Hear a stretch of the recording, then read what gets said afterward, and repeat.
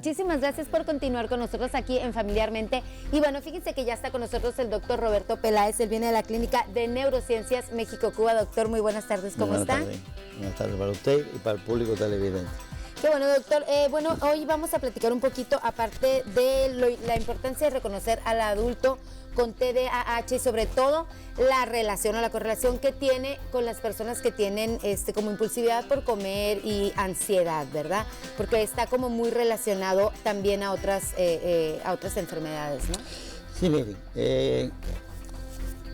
el TDA, déficit de atención, e hiperactividad o sin hiperactividad.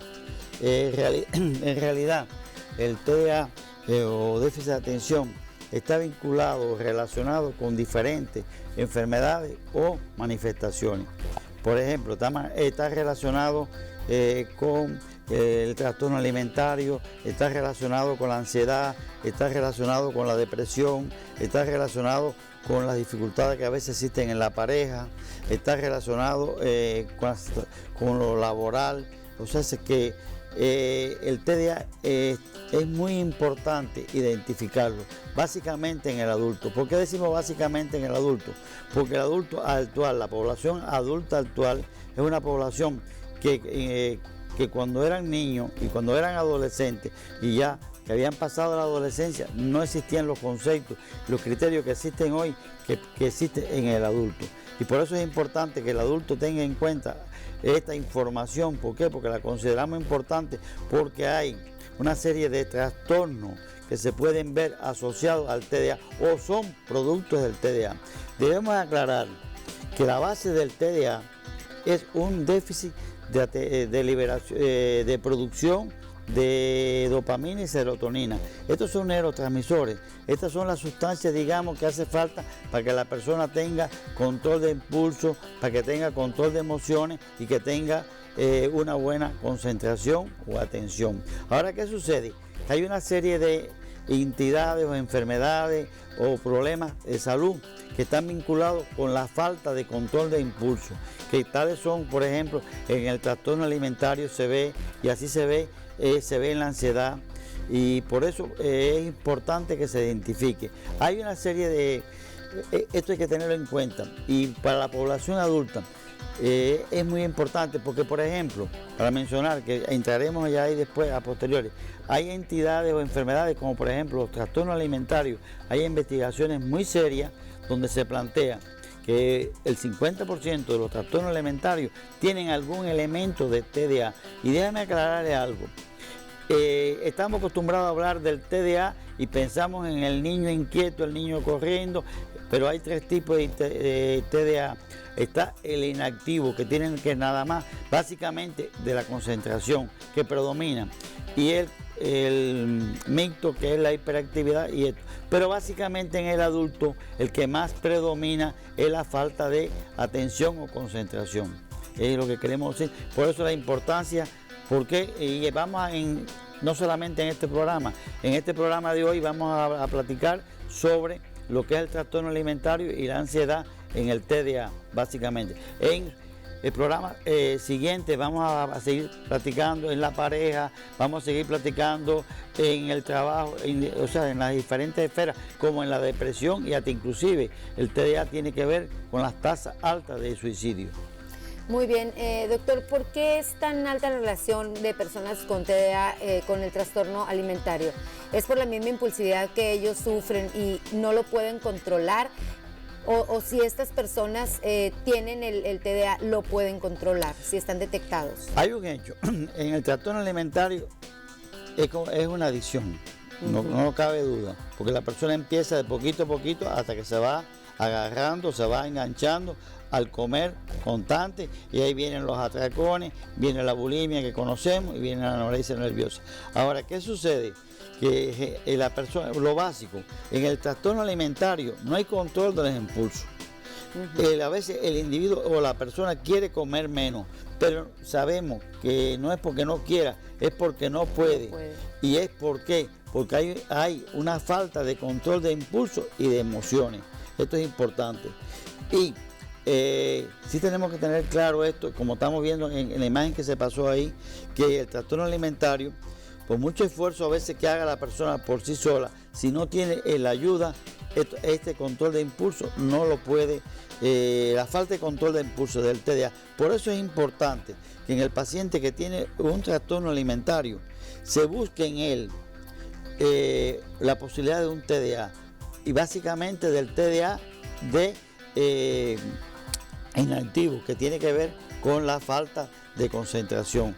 ¿Por qué? Porque en este TDA que es inactivo, porque es básicamente la concentración, pero hay falta de control de emociones y control de impulso. Si hay falta de control de impulso y de emociones, pues más propenso el que se coma, porque cuando la persona tiene un atracón, como a veces después la persona acude como a vomitar o a lasante, porque no quiere estar obesa la persona, etcétera, etcétera.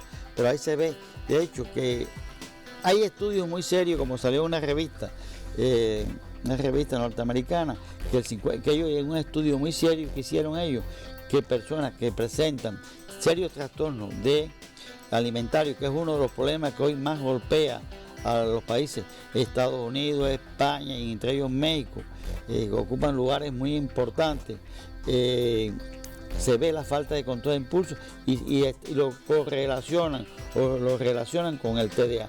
Por lo tanto, frente a un paciente que tenga un trastorno alimentario, lo primero que debe hacer el profesional es descartar que exista una valoración de que si tiene el TDA o no la tiene. No queremos decir que todos lo tengan, pero sí hay estudios muy serios que hablan que un 50% de la población obesa o de la población con trastorno alimentario tiene.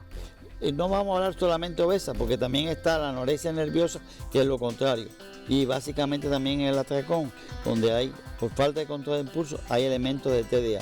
Y si no tratamos ese TDA y no tenemos que decir que sea con medicamentos, sino con las diferentes técnicas que existen, no vamos a controlar el trastorno alimentario. Muy bien, y bueno, por esa falta de control de impulsos y de emociones, también es que se da que las personas que tienen TDA sean personas que sufran muchísimo más de ansiedad, ¿no? Por supuesto, de por sí, por ejemplo, en los lóbulos frontales y temporales de nuestro cerebro es donde generalmente y básicamente en el lóbulo prefrontal, que está en el frontal, la parte de adelante, es donde se producen las dopamina y serotonina, y también, por ejemplo, en la amígdala. Y también tiene que ver el temporal con el control y la conducta del individuo. Y bueno, hay un hecho: la persona con TDA maneja un grado de ansiedad muy grande. ¿Por qué lo maneja? Porque hay una inseguridad muy grande en esta persona, hay una ansiedad muy manifiesta. Es de hecho que de nosotros digamos así, el paciente con TDA maneja una ansiedad de un 50% por encima de la población general que no tiene TDA. Quisiera mencionar algunas que es importante, y casualmente lo anoté por eso, porque quisiera mencionarlo uno por uno y explicarlo, de las cuestiones básicas a tener en cuenta para identificar el TDA en el adulto. Como por ejemplo, el adulto generalmente tiene tendencia a ser impulsivo en cualquier actividad o en algunas actividades. Hay también desorganización y problemas para establecer prioridades. Quiere decir que la persona a veces no es capaz de establecer una prioridad determinada en las tareas que tiene que hacer, tanto laborales como en su hogar. Hay escasas habilidades para administrar el tiempo, o sea que casi nunca le alcanza el tiempo al paciente con TDA adulto para hacer las actividades. Casi siempre anda corriendo, es el que llega tarde, etcétera, etcétera. Tiene problemas también para concentrarse en tareas, o sea que tiene dificultad en concentrarse en las tareas y por lo tanto no las cumple y ni las hace como debidamente. Tiene problemas también para realizar múltiples tareas a la vez. Hay actividad excesiva de inquietud y inquietud. Y esta excesiva actividad de inquietud también es lo que genera, lo que platicaba ella la pregunta, la ansiedad. Y también al no alcanzarle el tiempo para las actividades también le genera ansiedad. Todos estos factores tienen que ver con la ansiedad que se produce. Hay una escasa, generalmente ellos no son capaces de planificarse las actividades de forma adecuada. Hay una baja tolerancia a las frustraciones, quiere decir que si algo no le sale bien, por supuesto se van a sentir mal. De ahí es que generalmente esto va a ser motivo de otro tema, de otra intervención, que hay una autoestima generalmente en el TDA baja, en los pacientes con TDA. Hay cambios de humores frecuentes.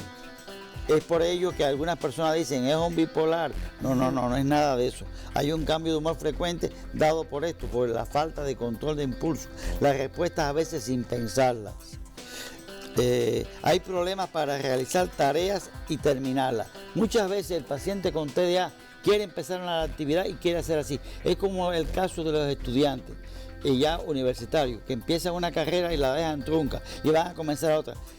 Generalmente tienen dificultad para empezar, cuando empiezan llegan, pero también para terminar. Generalmente el paciente con TDA adulto le es difícil postergar. Postergar quiere decir dejar para después, pero cuando comienza una tarea se le hace difícil el empezar y también se le hace difícil los toques finales de las actividades, sean estudiantiles o laborales o de un proyecto de cualquier tipo. Hay problemas para realizar y terminar las tareas, como dije. El temperamento generalmente se conoce como irascible. Irascible quiere decir que generalmente en el temperamento del paciente con TDA predomina la ira y el enojo en ocasiones. Generalmente son pacientes que responden, aunque después les pese, con enojo y con ira. Y básicamente tienen grandes problemas para manejar el estrés. Son pacientes que frente a una situación de estrés se descompensan fácilmente. También esto explica también la gran ansiedad que tiene el paciente, porque cualquier situación que le cambia el hábitat, o sea, las actividades que él tiene planificadas, le genera una gran ansiedad. Ahí. Y además, dado el hecho de la poca liberación de dopamina y serotonina, también tiene afectación con la ansiedad. Entonces, que básicamente en el día de hoy lo que hemos querido concretar, que la falta de control de impulso y de emociones de que tiene el paciente con TDA lo lleva a tener dificultades en los trastornos alimentarios y a tener una ansiedad alta. Por eso, frente a todo paciente que sea portador de un trastorno alimentario, debemos descartar en primer lugar, descartar la posibilidad que tenga elementos de TDA. ¿Qué pasa? Que esto nos pierde un poco a la familia y hasta al paciente, porque no identifica los síntomas. ¿Por qué? Porque es un TDA, no el típico, como explicaba al principio. Es un TDA que lo que básicamente hay es la falta de concentración, que es una de las características del TDA en adultos y en este caso más significativo en las mujeres. Muy bien, doctor, yo tengo una pregunta. Tengo entendido que la parte frontal del cerebro es la última que se desarrolla cuando tú estás en el vientre de la mamá, que empieza a desarrollarse de la base del cuello hacia enfrente del cerebro.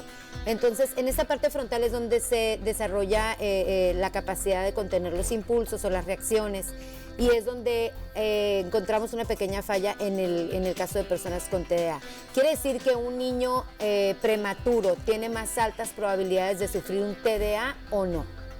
Un niño prematuro, si realmente ha llegado con solidez, déjame explicar esto.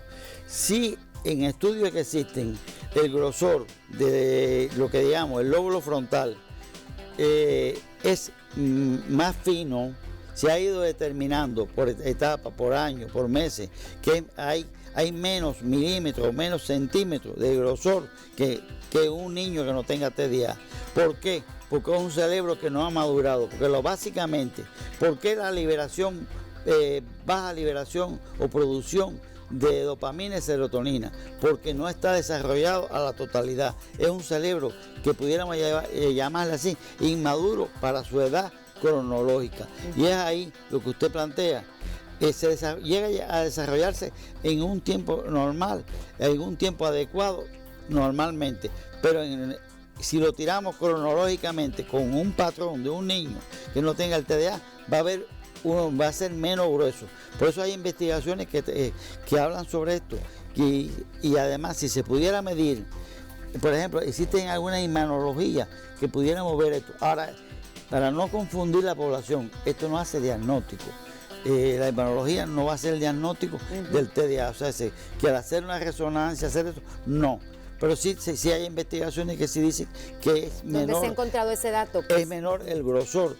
Y de ahí es que en los electroencefalogramas, en ocasiones, que es un elemento que se hace en los TDA para descartar, en el paciente con TDA, para descartar otras patologías que pueden dar hiperactividad o falta de concentración que se dé, que aparezcan como inmaduro el cerebro.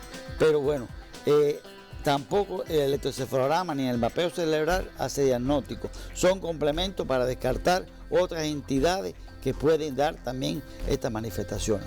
Ok, bueno, entonces, a su juicio, doctor, ¿es conveniente que si nosotros tenemos algún niño que nació prematuro o con mucho tiempo antes de la fecha programada, deberíamos nosotros de llevarlo a temprana edad a hacerle un estudio para detectar el TDA? No es tan necesario. Que si el niño no tiene las manifestaciones de TDA, no es necesario, porque hay niños que nacen prematuros, porque fue una placenta previa, o fue una situación de tiempo, o un problema de la madre, no obligatoriamente tiene que tener. Porque también hay estudios que hablan de que generalmente ya podemos predecir el niño que, por ejemplo, una madre que tenga una depresión durante su embarazo, tiene un 50% de que su bebé nazca con más de 50% de probabilidad de TDA.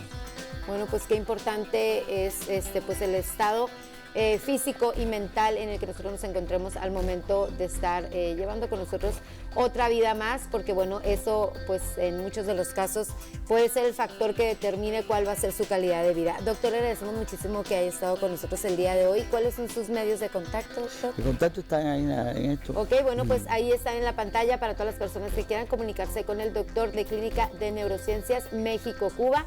Y bueno, le agradecemos muchísimo, doctor, y siempre con temas tan interesantes. Y nosotros vamos a ir a un cortecito comercial, pero regresamos rapidísimo.